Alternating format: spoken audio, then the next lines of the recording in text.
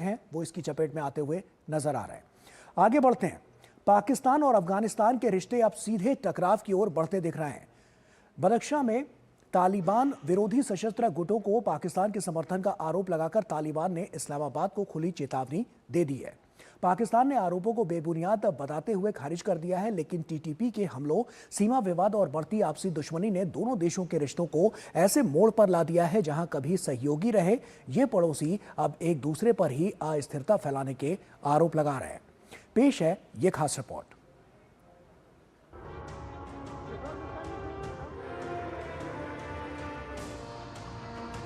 पाकिस्तान और अफगानिस्तान के बीच तनाव अब सिर्फ सीमा या हमलों तक सीमित नहीं रहा, बल्कि तालिबान ने पाकिस्तान की सेना पर अफगानिस्तान में गृह युद्ध को भड़काने का आरोप लगा दिया है।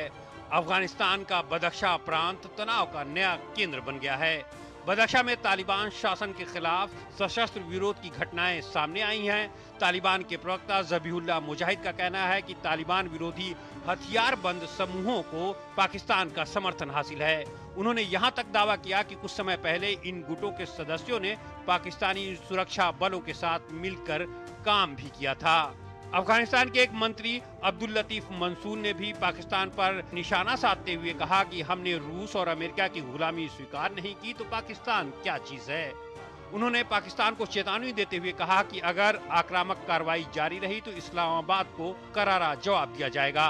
हालांकि पाकिस्तान ने तालिबान के इन आरोपों को बेबुनियाद बताते हुए खारिज कर दिया है और उससे ठोस सबूत मांगे हैं। साथ ही ये भी कहा है कि पाकिस्तानी सुरक्षा बलों ने बदख्शा में किसी तालिबान विरोधी हथियार बंद संगठन का ना तो समर्थन किया है, न ही उनके साथ किसी सैन्य कार्रवाई में हिस्सा लिया। बदख्शा अफगानिस्तान का उत्तर पूर्वी प्रांत है, जिसकी सीमा पाकिस्तान, चीन और ताजिकिस्तान से लगती है। पहाड़ी और दुर्गम इलाका होने की वजह से यहाँ सुरक्षा व्यवस्था हमेशा चुनौतीपूर्ण रही है। पिछले कुछ समय से इस इलाके में तालिबान विरोधी हथियार बंद गुटों के सक्रिय होने की खबरें सामने आ रही हैं। पिछले महीने एक समूह ने बदख्शा के यफ्तल जिले के केंद्र पर हमले का दावा किया था, लेकिन तालिबान ने इसे खारिज कर दिया। इस हमले के पीछे कयूम खान मलंग और उनके संगठन सिपाहियाने मेहन का नाम आया था।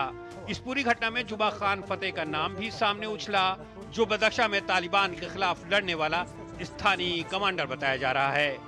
दावा किया जा रहा है कि जुमा खान ने बिना किसी समझौते के तालिबान के सामने आत्मसमर्पण कर दिया।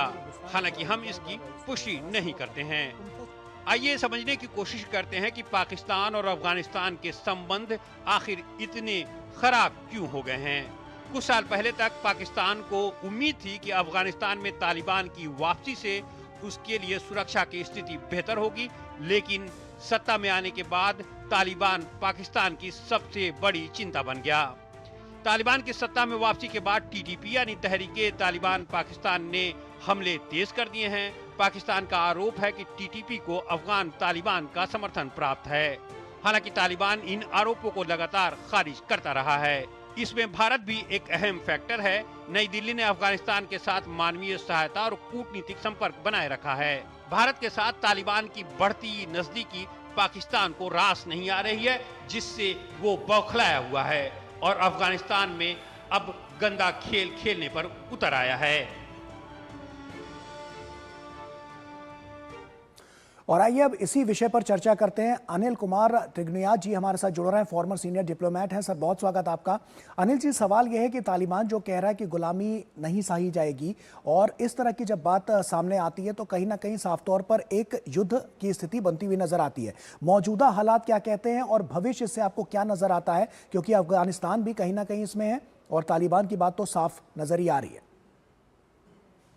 देखिए, जैसा आप जानते ही हैं कि तालिबान को बनाने में और उनको ट्रेन करने में और उनको सोवियत यूनियन के खिलाफ लड़ाने में पाकिस्तान का बहुत अहम रोल रहा है, जिसमें फंडिंग जो थी सऊदी अरेबिया से आई थी और अमेरिका का पूरा सपोर्ट हासिल था। तभी सोवियत यूनियन को 80s में उन्होंने निकलने से मजबूर किया वहां से, अफगानिस्तान से। तो मेरा मानना यह है कि तब से लगातार पाकिस्तान डबल गेम खेलता रहा है, हमेशा से कुछ को सपोर्ट करता था। हमने देखा है कि उसने उनके लीडर्स को छुपा के रखा है, तालिबान को ट्रेन किया है यहाँ पर, वो अमेरिका के खिलाफ भी लड़े हैं और हर तरह की बात हम सब जानते हैं। लेकिन पाकिस्तान ने जब अफगान तालिबान गवर्नमेंट आ गई अमेरिका के जाने के बाद, तो पाकिस्तान को ये समझ नहीं आ रहा था कि इनके ऊपर अब कंट्रोल कैसे करें, क्योंकि तालिबान जो है वो किसी के दबाव में आने को तैयार नहीं। उनको अपना मुल्क है, वो अपने मुल्क को अपने हिसाब से चलाना चाहते हैं, जी। लेकिन पाकिस्तान ने उसमें काफी समस्याएं पैदा करी। तो इसीलिए जो टीटीपी उनका एक ग्रुप है, तहरीक तालिबान पाकिस्तान, वो कहते हैं कि पाकिस्तानी ग्रुप है, वहीं पर रहते हैं और वहीं पे वो करते हैं। और दूसरा चीज ये है, जो पाकिस्तान और अफगानिस्तान के बीच में जो बॉर्डर है, जिसको डूरन लाइन कहते हैं, उसको अफगानिस्तान मानता नहीं है कि ये बॉर्डर है। तो इसलिए वो फ्री मूवमेंट चाहते हैं, लेकिन वहां पर इसीलिए हम देख रहे हैं कि चूंकि पाकिस्तान, तो जिसको कहते हैं ना अंगूर खट्टे एक तरह से, तो जी। अब अफगानिस्तान समझ गया कि पाकिस्तान की क्या चाल है। वो उसको एक प्रॉक्सी की तरह इस्तेमाल करके वहां पर चाहता था कि हम रूल करें अफगानिस्तान को, लेकिन अब वो नहीं हो पा रहा है उनके हिसाब से। तो वो वहां पर समस्या क्रिएट करने की कोशिश कर रहे हैं। बीच में भी हमने देखा कि 2-4 बार लड़ाई हुई और फिर मीटिंग्स हुई और उसके बाद में फिर से कंट्रोल हो गया वो। लेकिन अफगान लोग बहुत प्राउड लोग हैं। अफगानिस्तान को, जैसे उनके खुद के मंत्री लोग ये बात कहते हैं कि ये है, Afghanistan is the graveyard of empires.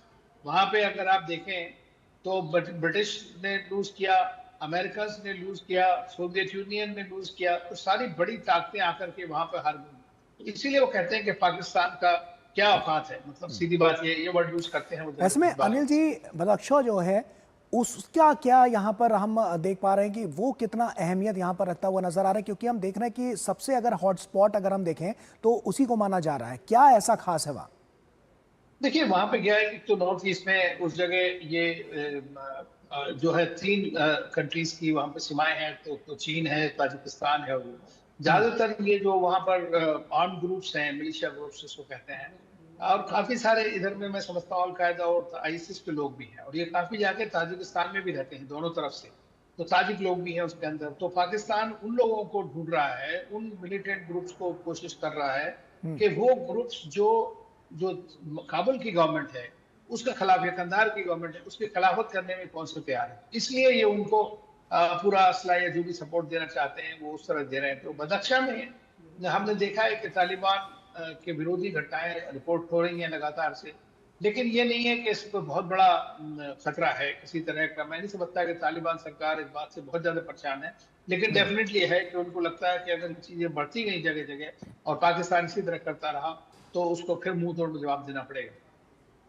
निश्चित तौर पर अनिल जी, ये तमाम ऐसी बातें जो लगातार देखने वाली हैं और आने वाले समय में भी देखना होगा कि आखिर क्या कुछ यहाँ पर देखने को मिलता है। आप बने रहिए हमारे साथ, क्योंकि वक्त यहाँ पर एक छोटे से ब्रेक का हो गया है। ब्रेक के उस पार जब लौटेंगे तो अगली खबर से दर्शकों को रूबरू कराएंगे और उसी पर चर्चा करेंगे। छोटा सा ब्रेक ले रहे हैं, जल्द हाजिर होता है।